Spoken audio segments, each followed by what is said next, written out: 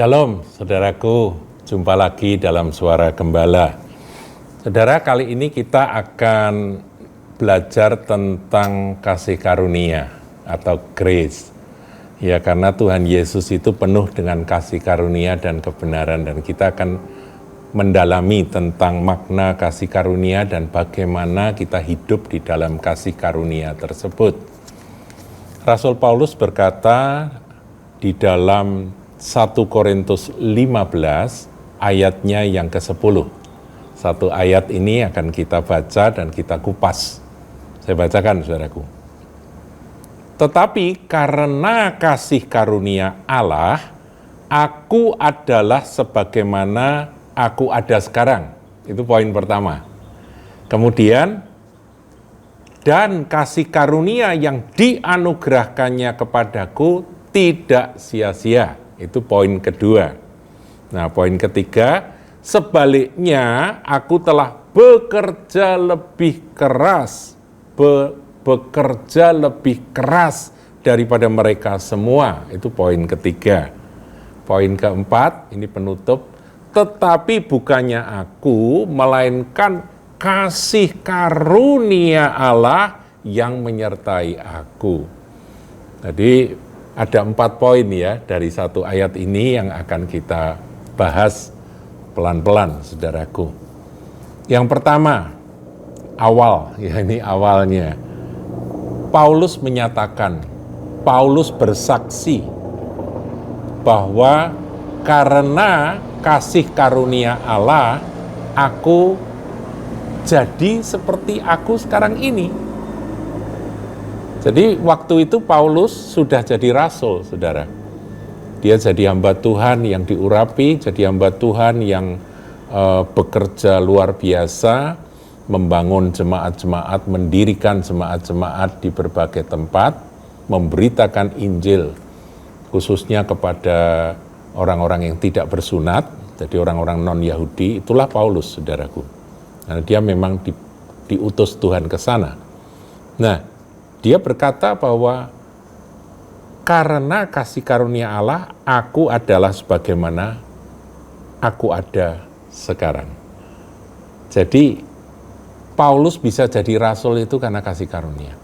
Paulus bisa bertobat dan menerima Yesus Kristus sebagai Tuhan Juru Selamat, menjadi anak Tuhan, menjadi seorang rasul, itu juga karena kasih karunia. Paulus bisa bekerja dan ada buah yang nyata dari hasil pekerjaannya. Jemaat-jemaat dibangun, didirikan oleh dia mengajar, dia menulis akan surat-surat yang sekarang menjadi bagian dari kitab suci kita. Itu semua adalah karena kasih karunia. Jadi kasih karunia itulah yang membuat Paulus jadi seperti Paulus yang menulis akan surat tersebut, saudaraku ya. Pada saat itu poin pertama. Nah, bagaimana dengan terapan dari ayat ini bagi kita? Bagi kita, saudaraku, terapannya kalau saudara saat ini seperti apa, itu adalah kasih karunia Tuhan. Saudara diberkati Tuhan, punya posisi yang baik dalam perusahaan, atau saudara sendiri punya usaha yang maju, berkembang, itu adalah kasih karunia. Demikian ya pengertiannya. Juga dalam pelayanan, saudara, kita bisa melayani Tuhan dalam bidang apapun, itu adalah kasih karunia.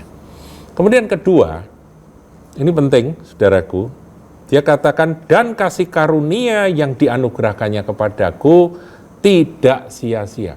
Jadi Paulus menyatakan bahwa dia tidak membiarkan kasih karunia Tuhan itu tersia-sia, tidak termanfaatkan, tidak dipakai, dianggurkan atau nganggur gitu ya. Enggak. Jadi Tuhan memberi kasih karunia kepada dia itu tidak sia-sia. Artinya apa, saudaraku? Tidak dibiarkan nganggur atau tidak terpakai ya. Jadi diberi kasih karunia tapi tidak dimanfaatkan, itu tidak demikian Paulus. Kedua, kemungkinannya yaitu Paulus tidak menyalahgunakan akan kasih karunia tersebut. Saudara, kasih karunia bisa disalahgunakan, saudara. orang beroleh kasih karunia, apa saja, kan tadi dikatakan aku ada sebagaimana aku ada sekarang karena kasih karunia Allah, itu bisa disalahgunakan. Ya, seperti saudara dikasih sesuatu ya, kasih uang misalnya. Ayah ngasih uang pada anaknya. Itu uang itu kan bisa disalahgunakan. Bisa untuk beli narkoba, bisa untuk beli bir, bisa beli minuman keras, ya kan? Tapi juga bisa dipakai untuk modal kerja tentunya. Itu mestinya pemberian dari ayah tersebut kepada anak itu sebuah gambaran yang paling mudah difahami, saudaraku, bahwa kita tidak bekerja tapi kita beroleh pemberian dari orang tua kita, gitu ya. Jadi itu bukan hasil usahaku, bukan hasil keringatku, itu bukan hasil jerih lelahku, tapi itu pemberian dari orang tuaku karena orang tuaku mengasihi aku, ayahku mengasihi aku, dapat ya harta, warisan begitu ya, uang begitu. Tapi kan uang itu bisa disalahgunakan, saudaraku, ya kan? Bisa, saudaraku, kita menyalahgunakan itu untuk foya-foya, untuk hal-hal yang tidak berguna, bahkan untuk hal-hal yang sesat.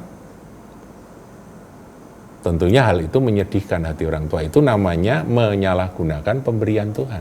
Kasih karunia itu kan, ya pengertiannya grace itu ya, charis itu pengertiannya itu kan sesuatu yang diberikan secara cuma-cuma bukan karena apa-apa, tapi karena kasih, gitu ya. Kasih karunia, karunia karena kasih, begitu. Pemberian karena kasih. Jadi jangan disalahgunakan pemberian Tuhan itu. Keselamatan yang Tuhan berikan pada kita jangan disia-siakan, saudaraku. Pengampunan yang Tuhan berikan pada kita jangan disia-siakan. Kemudian ketika Tuhan memberkati saudara dan saya di dalam kehidupan, diberkati apa saja yang menjadi berkat Tuhan, jangan disia-siakan, jangan disalahgunakan, saudaraku. Ya, jadi kita ini harus bertanya pada Tuhan. Karena firman ya, saya dulu pernah sampaikan Amsal 16 ayat 4 itu katakan bahwa Tuhan itu membuat segala sesuatu ada tujuannya. Jadi saudara dan saya, kalau Tuhan kasih karunia, apa saja, entah itu talenta untuk berbicara, talenta ngajar, talenta untuk bekerja ini, bekerja itu, bakat-bakat tertentu, Tuhan kasih, itu ada tujuannya. Ya kita tanya pada Tuhan, tujuannya apa Tuhan? Nanti saudara akan temukan itu, dan gunakan itu untuk kemuliaan Dia. Bukankah segala sesuatu dari Dia, oleh kasih karunia yang bekerja itu, dan untuk Dia. Kita harus kembalikan akan segala kemuliaan dan hormat itu untuk Dia. Nah, saudara, bicara tentang kasih karunia itu, Paulus juga menyampaikan di Efesus 2, ya, ayat yang ke-8 dan seterusnya kita tahu ya, dikatakan ayat 8, sebab karena kasih karunia kamu diselamatkan oleh iman, itu bukan hasil usahamu tapi pemberian Allah. Ya kita sudah ngerti ini ya, bahwa itu sama sekali bukan hasil usaha kita. Itu bukan hasil pekerjaanmu, jangan ada orang yang memegahkan diri. Jadi jangan sombong gitu, saudara, bahwa kita ini bisa diselamatkan, bisa jadi anak Tuhan, itu bukan karena kita hebat, bukan karena kita baik. Enggak sama sekali, tapi itu pemberian Tuhan. Dan pemberian Tuhan atau kasih karunia Tuhan itu tidak boleh disia-siakan, itu kata Paulus.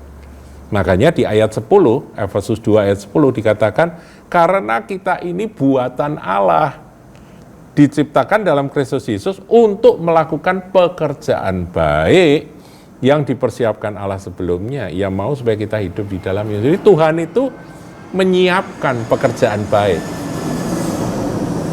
Bagi saudara dan saya ada pekerjaan baik yang disiapkan dan Tuhan ingin kita hidup di dalamnya. Itu kasih karunia, saudara. Jadi saudara temukan, kalau aku beroleh kasih karunia, itu untuk apa? Jangan salah gunakan, jangan disia-siakan atau dianggurkan, nganggur. Misalnya saudara dikaruniai dengan keberhasilan, kesuksesan di dalam bisnis, uang yang berlimpah. Untuk apa? Tanya Tuhan, saudaraku. Nanti Tuhan akan beritahukan. Tanya Roh Kudus akan pimpin saudara. Karena itu kasih karunia, jangan disia-siakan, jangan pula disalahgunakan. Saudara diberi kekuasaan, otoritas tertentu, dalam batas tertentu, gunakan itu untuk kemuliaan Tuhan. Nah, kemudian ada juga yang menggunakan kasih karunia tapi hanya sebagian, tidak maksimal. Nah, kalau tidak maksimal ini, saudaraku, kita perlu belajar dari Paulus dari kalimat berikutnya. Dikatakan demikian. Setelah dia katakan bahwa kasih karunia yang dianugerahkan kepadaku tidak sia-sia, kalimat berikut bunyinya, sebaliknya aku telah bekerja lebih keras daripada mereka semua. Artinya apa? Aku maksimalkan setiap kasih karunia yang Bapa Surgawi sudah berikan kepadaku. Aku gunakan itu secara maksimal dalam pelayanan. Karena Paulus dipanggil sebagai seorang rasul, ya dalam kerasulannya dia bekerja lebih keras daripada mereka semua. Ini sebuah kesaksian yang luar biasa, saudaraku ya. Paulus berani bersaksi seperti ini. Dan kiranya ini boleh memotivasi kita untuk memanfaatkan, menggunakan kasih karunia Tuhan itu dengan semaksimal mungkin. Akhirnya, saudaraku, dia katakan, tetapi bukannya aku, melainkan kasih karunia Allah yang menyertai aku. Nah, ini penting, saudara. Dia katakan bahwa setelah aku bisa kerja keras, bahkan setelah ada hasil nyata, aku harus katakan, semua itu adalah kasih karunia Tuhan, bukan aku. Udah nggak ada yang disombongkan. Jadi kasih karunia-Nya bekerja di dalamku, aku merespon dengan tidak menyia-nyiakan, memanfaatkan semaksimal mungkin untuk kemuliaan Tuhan, dengan bekerja lebih keras daripada semua orang, tapi setelah itu pun aku menyadari, itu kata Paulus ya, bahwa ini semata-mata adalah kasih karunia saja. Saudaraku, alangkah indahnya orang yang memahami kasih karunia dengan cara seperti Rasul Paulus ini. Sebab ada orang yang memahami kasih karunia tetapi ternyata pemahamannya salah, yaitu mereka cenderung untuk menyalahgunakan atau menyia-nyiakan kasih karunia itu, atau hanya memakai sebagian, tidak maksimal. Tuhan Yesus berkati.